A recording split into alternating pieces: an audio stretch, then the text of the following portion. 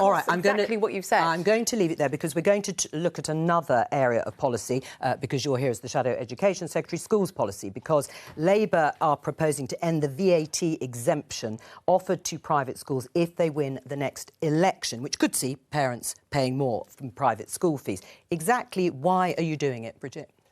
Because I want to prioritise investing in our state schools, and we would use the money raised to create more mental health provision within our secondary schools, guaranteed mental health counsellor in every secondary school, and more teachers.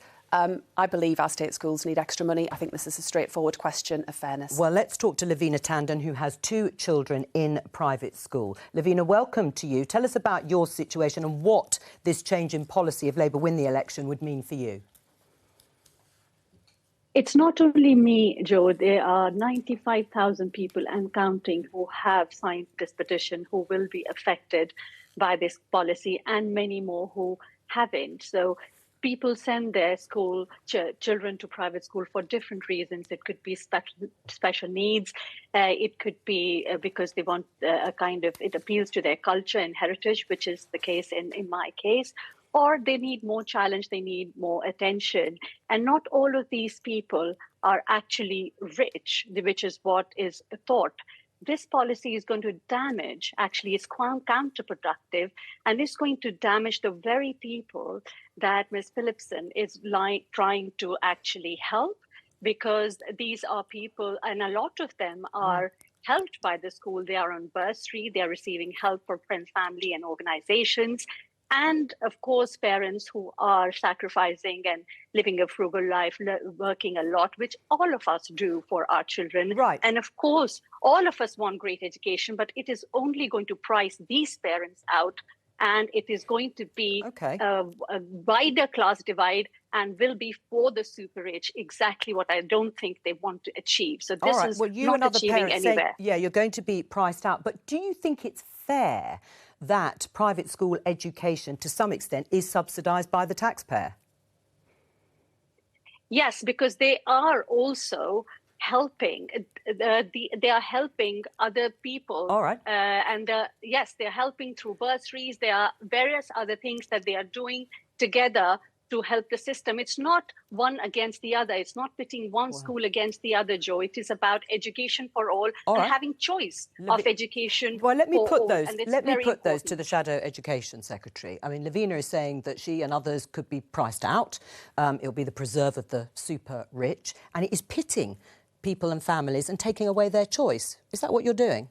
No, I believe in parents having the right to choose where they educate their children, including in the private sector. That won't taking change. Away that choice from Loveena. No, absolutely. Parents can decide where they want their children to be educated. I just believe that we should end the tax breaks that private schools enjoy to prioritise investment in our state schools, where 93% of children, will attend school. That has to be our priority. And I've looked very carefully at the work of the Independent Institute for Fiscal Studies, for example, about how much money we could raise through this policy.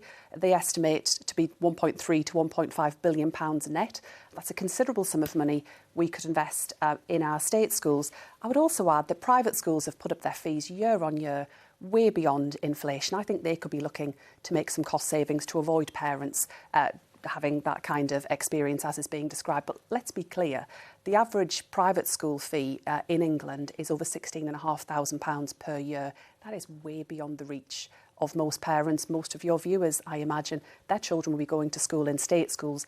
They want a government that prioritises investment there. This policy is popular, according to Ipsos Mori, one set of polls. I think it's about 57%. They think it's fairer. Yeah, I mean, look, this is one of those ones where, as ever, Labour just don't really have a plan. They haven't thought this through. Obviously, as you're raising the price of something, that is going to have a demand impact. So it's going to put way more pressure on state schools as a result of more people leaving the private sector to go into the state sector. They've not accounted for that. Secondly, they spent the money 7 times, I believe, I've got here, newly qualified teachers, breakfast clubs, more teachers. That's incorrect, I'm afraid. Breakfast clubs is paid for by the non-dom tax status. Extracurricular activities, £8,500 mental health workers, post-pandemic catch-up. I mean, they spent this money a lot of times. Maybe not for that individual one. You bring the documents evidently wrong. Let me just go back to Loveena. Let me just go back to Loveena. You want to comment on what you've heard? Yes. So first of all, IFS themselves have said that these are uncertain figures and this is not uncertain evidence. This is uncertain evidence, and one wouldn't want to base everything on this kind of evidence. That's number one. And number two, taking the point from putting pressure, of course, on school. And in addition to that, some of these schools, if they are also the argument is given, if they would absorb this, then they will shut down. They have said that they will shut down. So you will have additional pressure of these private schools, some of them shutting down, putting more pressure on grammar schools. They have been coming forward and saying that's very difficult to handle. And number three, this can be funded. I'm sorry, I do want to say this very briefly. This can be, we want good state schools, and why can't they be funded from other things and, the oil companies or the bonus, well, let me just briefly put caps and bonus and whatever else. Well, Loveena, Tandon, I'm so sorry to cut you off because we've sort of run out of time and I just want to get Bridget's response. There is a serious point. If private schools close, where are all those pupils going to go? So the IFS consider that and don't accept that there will be significant movement. Alongside that, we have a falling birth rate. We're actually in a position at the moment where schools are currently closing. So I don't accept the premise of that, but the IFS did take account of precisely that point and still are clear it will raise a lot of money. That's all we have time for. Bye-bye.